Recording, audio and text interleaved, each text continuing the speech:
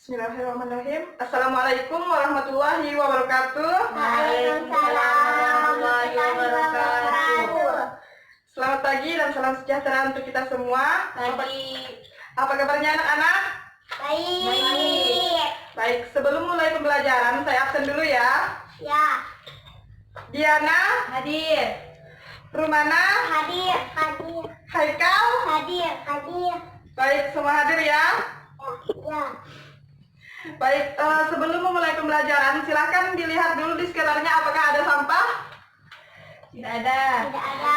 Baik, sebelum kita memulai pembelajaran, lebih baiknya kita mereview pembelajaran minggu lalu. Ada yang masih ingat? Saya Bu. Ya, sebutkan Diana apa saja materi yang kita pelajari minggu lalu. Pengertian geografi. Geografi adalah ilmu yang menggambarkan atau menuliskan bentuk permukaan bumi. Aspek geografi, aspek fisik yang membahas segala fenomena geosfer yang mempengaruhi kelangsungan hidup manusia. Aspek non-fisik atau manusia yang mengkaji tentang kegiatan manusia dalam kehidupan sehari-hari. Ketiga, objek studi, objek material dan objek formal. Ya, terima kasih. Sebelum memulai pembelajaran isi materi minggu ini, saya akan menyebutkan tujuan pembelajaran dari materi yang akan kita bahas pada hari ini. Tujuan pertama yaitu mengetahui apa saja pendekatan geografi, dan yang kedua mengetahui aspek-aspek prinsip geografi. Oke, materi yang pertama yaitu pendekatan geografi.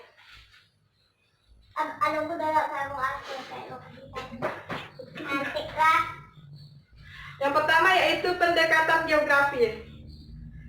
Pendekatan geografi yaitu sebagai suatu metode atau cara untuk memahami berbagai gejala dan fenomena geosfer. Pendekatan dalam geografi ada tiga, yaitu pendekatan keruangan, pendekatan ekologi, dan pendekatan kompleks wilayah. Yang pertama yaitu pendekatan keruangan. Pendekatan keruangan atau pendekatan spasial. Pendekatan spasial dilakukan dengan mengetahui karakteristik atau fenomena suatu wilayah. Pendekatan ini mengkaji variabel yang berbeda dari suatu tempat ke tempat yang lain. Aspek-aspek ruang muka bumi dalam pendekatan keruangan ini yaitu lokasi, kondisi alam, dan kondisi sosial masyarakat. Saat mengkaji aspek tersebut, pendekatan keruangan ini hal yang perlu diperhatikan adalah faktor letak, distribusi atau persebaran, interrelasi, serta interaksinya. Ada yang bisa menyebutkan contoh dari pendekatan keruangan ini? Harga tanah. Sebidang tanah harganya mahal karena tanahnya subur dan terletak di pinggir jalan. Nilai guna tanah sebagai produktivitas pertanian, nilai ruang yaitu letak yang strategis. Ya, terima kasih Diana. Oke, dari contoh yang telah disebutkan yaitu sebidang tanah harganya mahal karena tanahnya subur dan terletak di pinggir jalan. Contoh ini menyatakan bahwa pertama menilai tanah dari bidang produktivitas lahan pertaniannya, dan yang kedua yaitu dari letak strategisnya. Oke. Yang kedua yaitu pendekatan keruangan menjadi ciri khas yang membedakan ilmu geografi dengan ilmu yang lain. Pendekatan keruangan dapat ditinjau dari dua aspek, yaitu analisis pendekatan topik dan analisis pendekatan manusia. Analisis pendekatan topik yaitu menghubungkan suatu kejadian dengan tema utama dalam suatu permasalahan. Yang kedua yaitu analisis pendekatan manusia mendeskripsikan aktivitas manusia dalam ruang. Manusia di manapun tempatnya akan menyesuaikan dengan kondisi ruang. Oke, yang kedua, pendekatan ekologis. Ada yang tahu apa itu pendekatan ekologis? Ada yang tahu apa itu pendekatan ekologis? Saya buat. Ya. Pendekatan ekologis didasarkan pada salah satu prinsip, yaitu interrelasi antara makhluk hidup dengan lingkungannya. Analisis lingkungan atau ekologi menelaah gejala interaksi dan interaksi antara komponen fisikal alamiah dengan non-fisikal sosial. Ya, terima kasih Diana. Pendekatan ekologis adalah ilmu yang mempelajari tentang keterkaitan antara organisme dengan lingkungannya. Pendekatan ekologi didasarkan pada salah satu prinsip, yaitu interrelasi antara makhluk hidup atau lingkungannya. Aktivitas manusia dalam kaitannya dengan lingkungan melalui tahapan, yaitu manusia tergantung alam, manusia dan alam saling mempengaruhi, manusia menguasai alam. Ada yang tahu contoh yang pertama, manusia tergantung alam, apa artinya? Bu, zaman dahulu manusia memenuhi kebutuhan hidupnya hanya dengan mengambil hasil yang ada di alam dan lingkungannya hanya sebagai pengguna alam. Pada saat alam tidak menyediakan kebutuhannya, maka manusia akan pindah dan mungkin akan punah. Kehidupan zaman purba. Oke, terima kasih. Yang kedua, manusia dan alam saling mempengaruhi. Manusia memanfaatkan alam secara berlebihan dan tidak memperhatikan ketersediaan alam sehingga lingkungan alam merusak dan berakibat terhadap manusia. Selanjutnya, manusia telah mampu mengurangi ketergantungan terhadap alam, namun masih tetap membutuhkannya.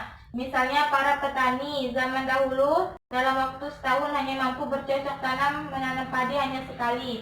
Hal ini dikarenakan kebutuhan pengairan hanya mengandalkan musim hujan.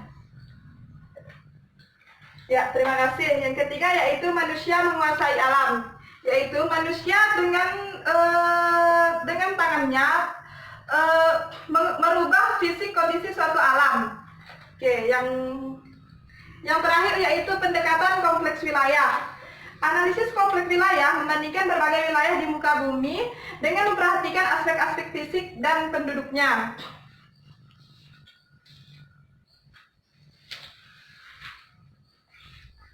Yang materi selanjutnya yaitu prinsip geografi. Ada yang bisa menyebutkan apa saja prinsip geografi? Bu, yang pertama prinsip interrelasi, kedua prinsip deskripsi, ketiga prinsip distribusi dan persebaran, keempat prinsip korologi. Oke. Yang pertama yaitu prinsip interrelasi. Prinsip interrelasi adalah fenomena geosfer yang satu mempunyai hubungan timbal balik dengan fenomena geosfer yang lain. Ada yang tahu apa contoh dari prinsip geografi ini? Bu, erosi dan banjir yang banyak terjadi pada lahan yang terbuka tanpa tertutup lahan, lereng terjal, curah hujan tinggi, serta kesadaran masyarakat terhadap lingkungan rendah. Oke, terima kasih. Yang kedua yaitu prinsip deskripsi. Prinsip deskripsi ini merupakan penggambaran fenomena geosfer memerlukan deskripsi melalui peta, tulisan, tabel, gambar, atau grafik. Ada yang tahu contoh dari prinsip deskripsi ini? Bu, Ya. contohnya deskripsi pantai Parangtritis dan deskripsi negara Australia. Oke, terima kasih.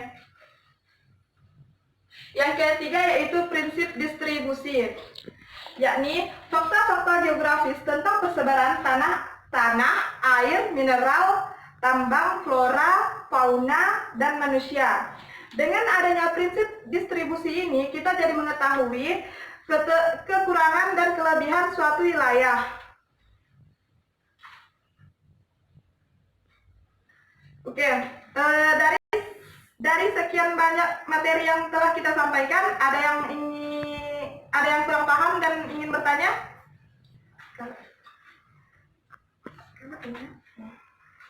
Tidak ada. Oke, terima kasih. Kalau tidak ada, akan saya beri kuis atau soal untuk menguji pemahaman kalian. Oke, soal yang pertama yaitu pendekatan kompleks wilayah memandang wilayah sebagai suatu sistem atau fenomena yang dapat dikaji melalui pendekatan tersebut adalah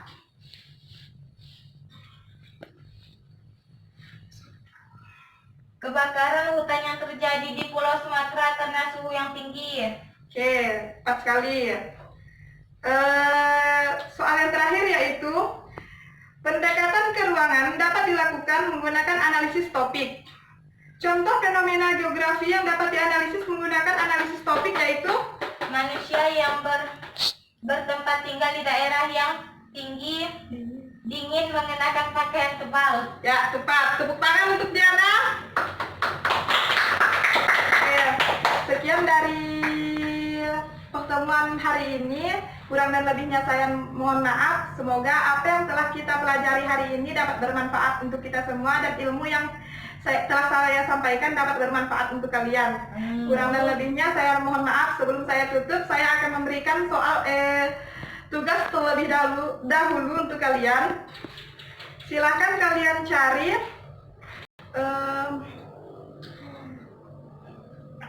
jenis-jenis pendekatan ke ruangan menggunakan analisis topik, kemudian analisis aktivitas manusia dan analisis wilayah. Kemudian kalian kaji bagaimana penerapan analisis wilayah dalam mengkaji fenomena geosfer tersebut. Ya Bu. Oke, ada yang ingin bertanya tentang tugasnya? Tidak ada. Ya, saya akhiri. Wabillahi taufiq wal hidayah. Wassalamualaikum warahmatullahi wabarakatuh. Waalaikumsalam.